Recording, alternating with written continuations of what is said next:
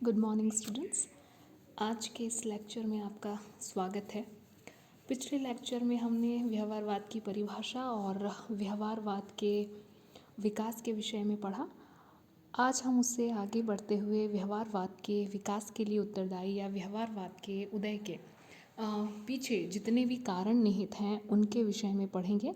तो आइए शुरुआत करते हैं आज के इस लेक्चर की। यदि आप देखें तो व्यवहारवाद के जो बीज हैं वो कहीं ना कहीं जो हमारा ऐतिहासिक चिंतन है, जिसमें हम अरस्तू या मैकियावली या जॉन लॉक और मॉन्टेस्क्यू जैसे विचारकों को शामिल कर सकते हैं, में भी कहीं ना कहीं जो व्यवहारवाद है उसके बीज देखने को मिलते हैं। लेकिन फिर भी हम ये कह सकते हैं कि एक सिद्धांत के रूप में व्यवहारवाद 20वीं शताब्दी की ही देन है, जिसे विकसित करने का श्रेय अमेरिकी वैज्ञानिकों, जिसमें शिकागो संप्रदाय मुख्यतया है, जो जिसके बारे में हमने कल भी बात की थी कि जो शिकागो विश्वविद्यालय के 3 प्रमुख विचारक थे, जिनमें पीवी स्मिथ, मैरियम और लासवेल शामिल हैं, उन्हें व्यवहारवाद का जनक और संस्थापक माना जाता है। और साथ ही इसके अलावा David Easton, Almond and Dyer, चॉर्शिल्स आदि जो विचारक थे, जो कि शिकागो विश्वविद्यालय से ही संबंध रखते थे, या जिसको आगे चलकर शिकागो संप्रदाय भी कहा गया। तो कुल मिलाकर इन सभी विचारकों का योगदान व्यवहारवाद में, या इन सभी का जो योगदान है वो व्यवहारवाद के विकास में कहीं ना कहीं आपको देखने को मिलेगा। पिछले कुछ दशकों में शासन तथा राजनीति के अध्ययन में व्यवहारवादी अध्ययन पद्धति का महत्व काफ़ी अधिक बढ़ गया है। जब हम परंपरागत दृष्टिकोण के बारे में बात करते हैं तो परंपरागत दृष्टिकोण मात्र संस्थाओं के अध्ययन तक, या जो संस्थाएं हैं उनके कानूनी और औपचारिक अध्ययन तक अपने आप को सीमित रखता है। और यही परंपरागत जो दृष्टिकोण है उसकी सबसे बड़ी कमी भी है, और यही कारण था कि उसी के विरोध स्वरूप व्यवहारवाद जो है वो चलन में आता है। तो अब हम एक एक करके ये देखेंगे कि आखिरकार वे कौन से कारण हैं जिन्होंने व्यवहारवाद की उत्पत्ति में अपना योगदान दिया। सबसे पहला और जो मुख्य कारण है वो है परंपरागत अध्ययन पद्धतियों के प्रति असंतोष। 20वीं शताब्दी हमें राजनीति शास्त्रियों को परंपरावादी जो राजनीति विज्ञान का दृष्टिकोण था कि अध्ययन पद्धतियों और परिणामों से काफ़ी निराशा हुई, क्योंकि परंपरागत पद्धतियों से राजनीतिक जीवन की जो समस्याएं उस समय, या जो उस समय की तात्कालिक घटनाएं थी, उनका किसी भी प्रकार की भविष्यवाणी या विश्लेषण से कोई लेना देना नहीं था। क्योंकि हम ये कह सकते हैं कि जिस प्रकार की घटनाएं एक के बाद एक हो रही थी, राजनीति विज्ञानी कभी भी उनकी किसी भी प्रकार की भविष्यवाणी नहीं कर पाए। तो ये कहीं ना कहीं परंपरागत जो दृष्टिकोण था उस पर प्रश्न चिन्ह लगाता है। और असंतोष के वैसे कई कारण गिनवाए जा सकते हैं। जैसे प्रथम जो था कि शासन के नीति निर्माण एवं निर्धारण में राजनीतिज्ञों एवं राजनेताओं को महत्व दिया जाता है, लेकिन राजनीति विज्ञान के विद्वानों के ज्ञान, कौशल और अनुभव की उपेक्षा की जाती थी।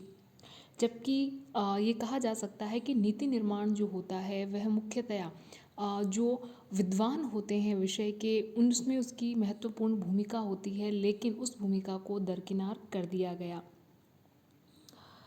और दूसरा ये, उन्होंने ये अनुभव किया कि उनके अध्ययन विषय में सैद्धांतिक जो पक्ष था के विवेचन पर ही बल दिया जा रहा था, व्यवहारिक अध्ययन से उसका कोई संबंध नहीं था। और चूंकि सैद्धांतिक पक्ष का अध्ययन करने के पश्चात किसी भी प्रकार की घटनाओं की भविष्यवाणी ही नहीं की जा रही थी, या कर पाना ही संभव नहीं था, तो ऐसे में परंपरागत जो अध्ययन पद्धति थी उसके प्रति एक प्रकार से असंतोष की अभिव्यक्ति था व्यवहारवादी आंदोलन। दो जो महायुद्ध हुए थे, यानी कि जो पहला महायुद्ध लड़ा गया था वो 1914 से 1918, और जो द्वितीय महायुद्ध था वो 1939 से 1945 के बीच में लड़ा गया। तो इन दोनों ही महायुद्धों के बीच में विभिन्न प्रकार की जो एकाधिकारवादी या सर्वाधिकारवादी प्रवृत्तियां थी, या जैसे नाजीवाद, फांसीवाद, जैसे हिटलर का उदय या मुसोलिनी का उदय। तो आखिरकार इन प्रवृत्तियों के उदय और विकास के पीछे क्या कारण रहे, या आखिरकार ये जो सर्वाधिकारवादी नेता थे किस प्रकार जनता में इतने लोकप्रिय हो गए, इसका किसी भी प्रकार का विश्लेषण कर पाना जो परंपरागत अध्ययन पद्धतियां थी उनसे संभव ही नहीं था। क्योंकि जो परंपरागत दृष्टिकोण है वह मात्र सैद्धांतिक पक्ष पर बल दे रहा था। व्यवहार में जो धरातल पर स्थितियाँ थी या जो वास्तविक स्थितियाँ थी उसके लिए किसी भी प्रकार का जवाब जो है वो जो विचारक थे परंपरागत राजनीतिक दृष्टिकोण वाले उनके पास नहीं था। राजनीति विज्ञान के निरंतर विकास एवं लोकप्रियता के बाद भी उसकी जो अध्ययन पद्धतियाँ थी वे काफ़ी हद तक वर्णनात्मक थी, यानी केवल उनमें घटनाओं की व्याख्या की जाती थी, जबकि राजनीति जब अपने आप को विज्ञान कहता है तो उसमें भविष्यवाणी की क्षमता भी होनी चाहिए। तो ऐसे में कहीं ना कहीं जो पद्धतियाँ थी जो परंपरागत थी उनके प्रति भी एक प्रकार का असंतोष था। और जो पद्धतियाँ थी उनमें मुख्यतया दार्शनिक पद्धति, संस्थागत यानी कि कानूनी अध्ययन की पद्धति, औपचारिक और ऐतिहासिक पद्धतियों के योगदान की जो सीमाएं थी वो कहीं ना कहीं अब साफ दिखाई पड़ रही थी। और इसके अलावा प्राकृतिक विज्ञानों तथा समाजशास्त्रों में विकसित प्रक्रिया के फलस्वरूप नवीनतम एवं विश्वसनीय पद्धतियों और तकनीकों के प्रति जिज्ञासा उत्पन्न हुई। इस संदर्भ में हम ये कह सकते हैं कि जो अंतर अनुशासनात्मक आदान प्रदान है उसकी निरंतरता राजनीति शास्त्र के अस्तित्व, संरक्षण एवं विकास हेतु आवश्यक थी, जो कि परंपरागत दृष्टिकोण में कहीं भी शामिल नहीं थी। व्यवहारवाद के उदय और विकास के लिए जो अंतर अनुशासनात्मक अध्ययन था, यानी कि विभिन्न, कहने का मतलब ये है कि जो विभिन्न सामाजिक विज्ञान हैं उनको एक इकाई मानकर उनका अध्ययन किया जाए, न कि उन समाज विज्ञानों को अलग अलग पृथक पृथक विषयों के रूप में लिया जाए। द्वितीय विश्व युद्ध के बाद अमेरिका जिस स्थिति और वातावरण से गुजर रहा था उसमें राजनीति शास्त्रियों ने यह अनुभव किया कि जो पश्चिमी व्यवस्थाएं और वातावरण में जो शोध किए गए हैं वे शोध केवल वहीं तक सीमित हो गए हैं, लेकिन जो एशिया, अफ्रीका और जो लैटिन यानी कि दक्षिण अमेरिका के महाद्वीप के जो नव स्वतंत्र और पिछड़े हुए देश थे वो उनमें समान व्यवस्था अपनाए जाने के बाद भी उनकी जो चुनौतियाँ थी वो भिन्न प्रकार की थी। और ऐसे में राजनीति शास्त्री उन्हीं अध्ययन पद्धतियों को उन देशों पर लगा रहे थे जो निश्चित तौर पर किसी भी प्रकार की भविष्यवाणी करने में सक्षम नहीं थी। अतः इन विभिन्न कारणों से या कुल मिलाकर ओवरऑल हम ये कह सकते हैं कि जो परंपरागत अध्ययन पद्धतियाँ थी उनके रोष या उनके प्रति प्रतिक्रिया स्वरूप व्यवहारवाद का उदय होता है। और व्यवहारवाद जो है वो परंपरागत जो अध्ययन पद्धतियाँ हैं, दृष्टिकोण की जो सीमाएं हैं उनसे हटकर या उनसे आगे बढ़कर काम करता है।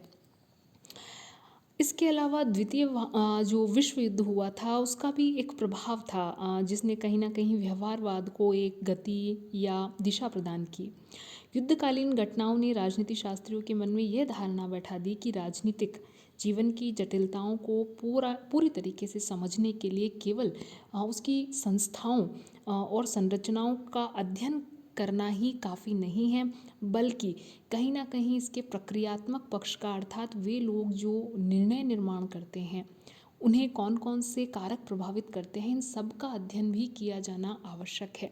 और ओवरऑल हम ये कह सकते हैं कि द्वितीय महायुद्ध के पश्चात राजनीति जो शास्त्री थे उन्होंने यह अनुभव किया कि जो परंपरागत दृष्टिकोण है वह मात्र कहीं ना कहीं संस्थाओं के अध्ययन तक अपने आप को सीमित कर लेता है, जो सैद्धांतिक पक्ष है वहीं तक अपने आप को सीमित कर लेता है, जबकि ज़रूरत है गत्यात्मक पक्ष से जुड़ने की। अब हम बात करते हैं अन्य सामाजिक विज्ञानों से भी कहीं ना कहीं राजनीति विज्ञान को प्रेरणा मिली, और इसी प्रेरणा से राजनीति विज्ञान में नए तरीकों और उपकरणों का प्रयोग किया गया, नए नए वैज्ञानिक और नवीन तरीकों को अपनाना प्रारंभ किया। तो ऐसे में जो अन्य समाज विज्ञान थे, चाहे वो अर्थशास्त्र हो, समाजशास्त्र हो या मनोविज्ञान हो, उनसे भी काफ़ी हद तक राजनीति शास्त्र ने प्रेरणा ग्रहण की और व्यवहारवाद को भी राजनीति शास्त्र में स्वीकारा गया, क्योंकि राजनीति शास्त्र की कोई मौलिक देन नहीं है व्यवहारवाद अन्य सामाजिक विज्ञानों में इससे पूर्व में प्रचलित था। इसके अलावा नवीन अध्ययन पद्धतियों का प्रयोग जो है वो किया गया, क्योंकि पहले जो अध्ययन का संदर्भ था वह मात्र संस्थाएं थी। तो ऐसे में परंपरागत जो अध्ययन पद्धतियाँ थी वो उनके लिए काफ़ी थी, लेकिन जब अब अध्ययन आनुभविक किया जाना है या जब अब अध्ययन विभिन्न प्रक्रियाओं का किया जाना है या मानव व्यवहार का किया जाना है, तो ऐसे में निश्चित तौर पर अध्ययन पद्धतियों का प्रयोग किया जाना आवश्यक था। तो ऐसे में विभिन्न परीक्षण उपकरणों, सर्वेक्षण पद्धतियों, सांख्यिकीय विश्लेषण, गणितीय प्रारूपों तथा निर्देशन सर्वेक्षण जैसी प्रविधियों का प्रयोग किया गया और राजनीतिक व्यवहार के अध्ययन को अधिक वस्तुनिष्ठ बनाकर व्यवहारवाद को बढ़ावा दिया गया। तो इस प्रकार हम देखते हैं कि व्यवहारवाद का जो उदय है उसके पीछे मुख्यतया कहीं ना कहीं परंपरागत जो दृष्टिकोण था उसके प्रति जो असंतोष था वही पृष्ठभूमि में रहता है।